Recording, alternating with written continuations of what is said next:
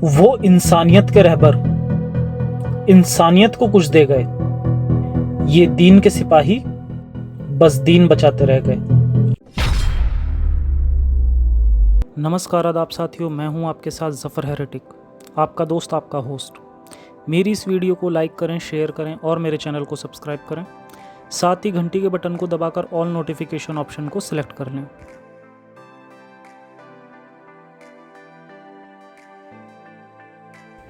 Islamic दुनिया और बाकी की दुनिया, लगता है दो बिल्कुल अलग अलग दुनियाएं हैं।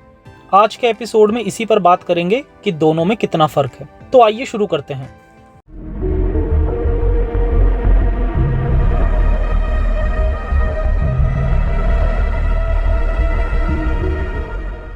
ये दुनियावी जिंदगी एक हकीकत है जिसमें हम रहते हैं, देखते हैं और इसे महसूस करते हैं, जो कि अपने आप में किसी जन्नत से कम नहीं है। इस दुनिया के अलावा भी कोई जिंदगी है या नहीं, वो हम में से कोई नहीं जानता। पर इतना तो सच है कि फिलहाल ये जिंदगी ही हकीकत है, क्योंकि ये सामने है और एक एथीस्ट के नजरिए से ये जिंदगी ही पहली और आखिरी जिंदगी है और इस लिहाज से ये बहुत कीमती हुई। अब ये आपके ऊपर डिपेंड करता है कि इस जिंदगी को कैसे जिया जाए और इस दुनिया से कैसे पेश आया जाए। और बेसिक इंसानियत तो यही कहती है कि अगर आप चाहते हैं कि दुनिया आपसे अच्छे से पेश आए तो आप भी अच्छे से पेश आओ। इसके लिए आपको किसी मजहब की जरूरत नहीं। मजहब तो आपसे ये आखिरी जिंदगी को खुलकर जीने का हक ही छीन लेते हैं। जैसे इस्लाम सिखाता है कि ये दुनिया ईमान वालों के लिए तो कैद है, जबकि काफिरों के लिए जन्नत है। मतलब ये एक ऐसा मजहब है जिसने इंसान से उसकी जिंदगी की सारी खुशियां ही छीन ली।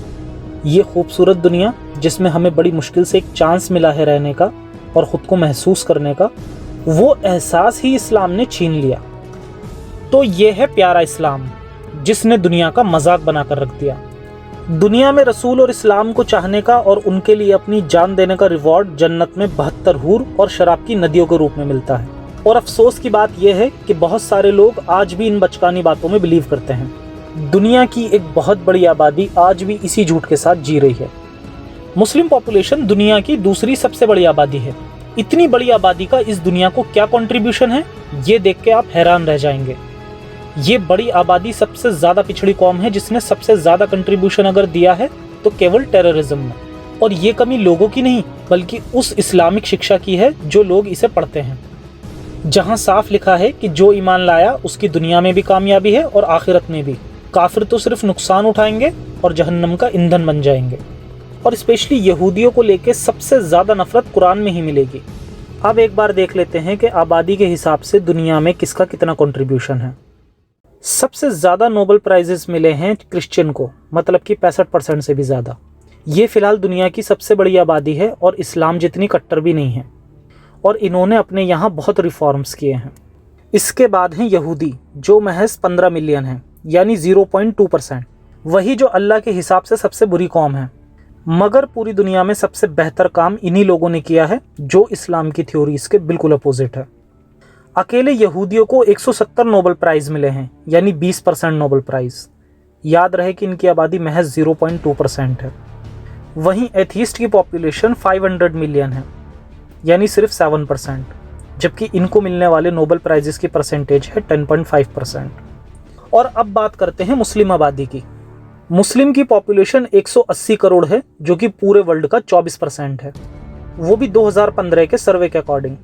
और ये आबादी 2070 तक दुनिया की सबसे बड़ी आबादी हो जाएगी, सिर्फ अपने बर्थ रेशियो के ज्यादा होने की वजह से। अब इनका कंट्रीब्यूशन भी देख लेते हैं। 19वीं सदी से लेकर साल 2019 तक मुसलमानों को सिर्फ 12 नोबेल लॉरेंट्स मिले हैं।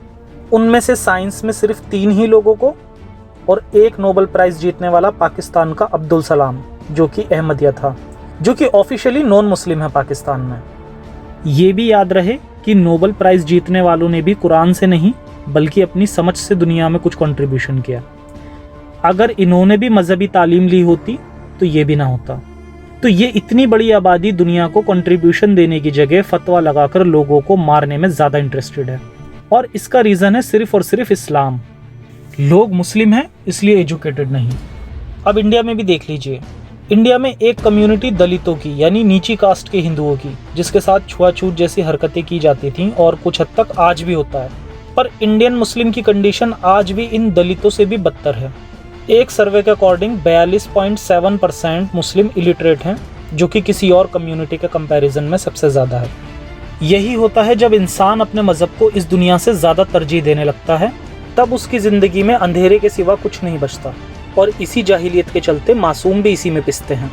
इस्लाम लोगों को दुनियावी तालीम से दूर रखता है और दीनी तालीम पर ज़्यादा जोर देता है। इस्लाम की जड़ें इतनी मजबूत हैं कि इसको चलाने वाले इसके ठेकेदार मुस्लिम इलाकों में पहले मदरसे और मस्जिद बनाते हैं, फिर बच्चों के माँ बाप को जहन्नुम का खौफ दिखाकर दीन की तालीम देने के लिए मनाते हैं, और फिर उन बच्चों का फ्यूचर ख़राब हो जाता है। वो जनरल तालीम ना लेकर मजहबी तालीम लेते हैं और वहीं से ये अनएजुकेटेड रह जाते हैं। हमारी सरकारें भी इन मदरसों को सपोर्ट करती हैं, जिससे इन बच्चों का फ्यूचर अंधकार में चला जाता है। और यही रीज़न होता है कि दुनिया की 24% आबादी केवल 12 नोबेल प्राइजेस जीतती है, यानी 0.8%। बहुत से मुस्लिम लोग टेररिज्म को इस्लाम की ताकत के रूप में भी देखते हैं, तो उन्हें ये भी जान लेना चाहिए कि आज टेररिज्म से सबसे ज़्यादा कैजुअलिटीज़ भी मुस्लिम्स को ही पहुंचती है। ये हमें एक 2011 की रिपोर्ट से भी पता चलता है कि टेररिस्ट अटैक में मुस्लिम ही इसके सबसे ज़्यादा शिकार हुए, यानी मारने वाले भी मुसलमान और मरने वाले भी मुसलमान।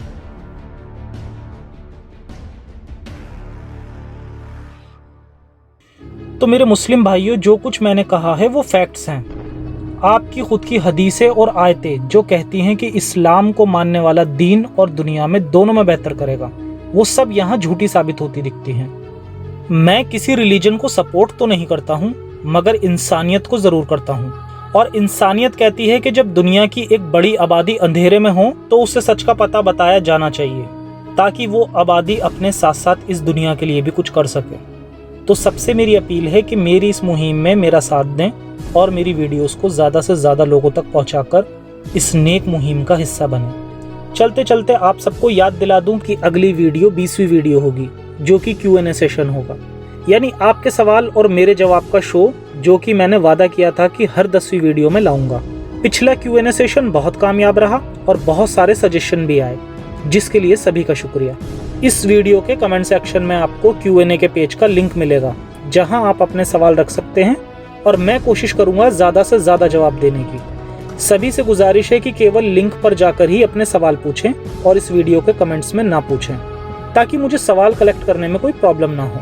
और साथ ही साथ सभी से रिक्वेस्ट है कि अगले 3 दिन में अपने सवाल पूछ लें, ताकि अगली वीडियो लेट ना हो। और ज़्यादा से ज़्यादा लोगों के सवाल शामिल करने का तरीका यही है कि एक से ज़्यादा सवाल ना पूछें।